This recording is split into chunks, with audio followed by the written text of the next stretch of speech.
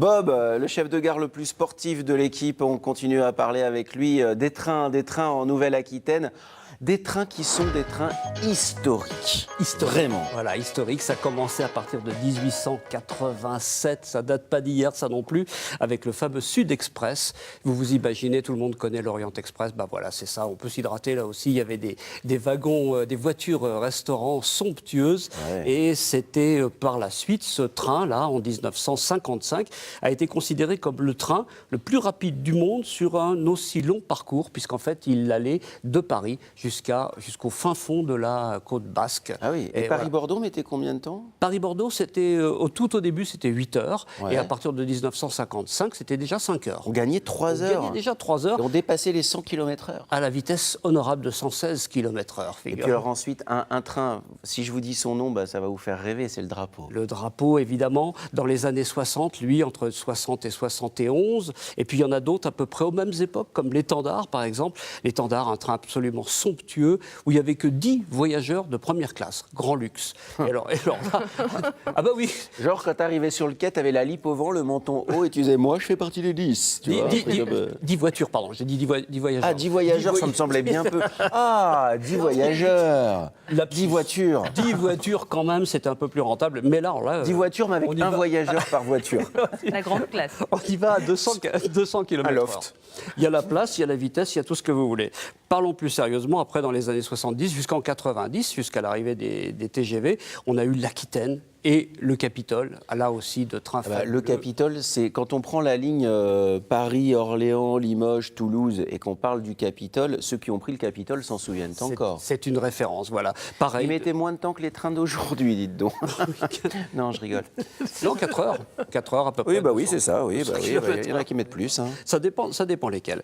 Pour en arriver en fait aujourd'hui à la LGV, la fameuse LGV qui rejoint Paris à Bordeaux en 2 heures 4 minutes, à la vitesse alors un peu plus honorable de 320 km/h. Et il y a 18 rotations, 18,5 rotations par jour. Et le trafic va vraiment de manière exponentielle depuis l'ouverture de cette ligne au 1er juillet 2017. Avec quelques embranchements pour s'arrêter en gare de Poitiers, quelques embranchements pour s'arrêter en gare de Limoges. Voilà. Et sinon, un Paris-Bordeaux direct. Ça veut dire que quand on habite Montreuil et qu'on va aller gare Montparnasse en plein Paris, on met plus de temps que pour faire un Paris-Gare Montparnasse, Gare Saint-Jean à Bordeaux, ce qui est absolument incroyable. Je confirme. Ouais, mais c'est fou. Non, mais c'est ça. Ouais. C'est complètement fou. C'est complètement dingue. Et alors, quand on a construit cette ligne à grande vitesse, forcément, il a fallu fouiller, il a fallu creuser. Voilà. Histoire dans l'histoire, incroyable, parce que la ligne à grande vitesse elle existait quand même jusqu'à Tours. Mais après, il n'y avait rien.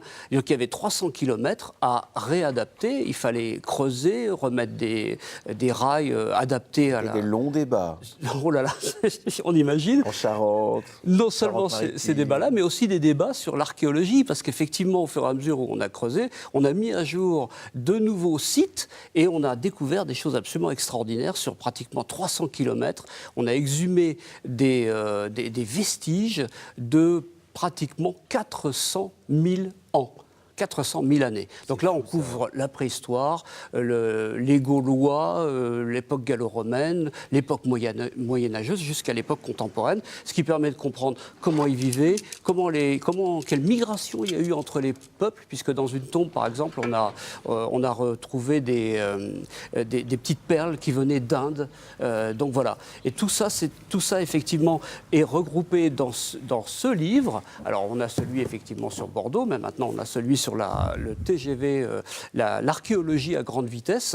Tous ces éléments-là, effectivement, ont donné lieu à une exposition. Une exposition qui est, dans un premier temps, c'est ce livre-là. Dans un premier temps, elle a eu lieu à Bordeaux. Puis, on ne va pas perdre, évidemment, tout le bénéfice de cette exposition et des éléments qu'on a trouvés. Tellement riche. On va la retrouver au Grand Pressigny, chez nos voisins, c'est entre Châtellerault et Loches. Et puis, elle va revenir en Nouvelle-Aquitaine avec au musée des Beaux-Arts d'Angoulême. Là, le Grand Pressigny, c'est jusqu'au 30 novembre 2018. Et puis, à la fin, eh bien, elle sera encore présentée au musée de Poitiers. On a du mal à croire que quand on roule à 300 km/h sous les rails, il pouvait y avoir ça, par exemple. C'est complètement fou. Et si vous voulez en savoir plus, l'archéologie à grande vitesse, 50 sites fouillés entre Tours et Bordeaux. Bon, bah, c'est ce qui s'appelle construire une ligne de chemin de fer à la petite cuillère. Mais en tout cas, ça permet de comprendre notre histoire. Et aujourd'hui, le train roule. Merci beaucoup, Bob. Voilà la belle histoire des trains.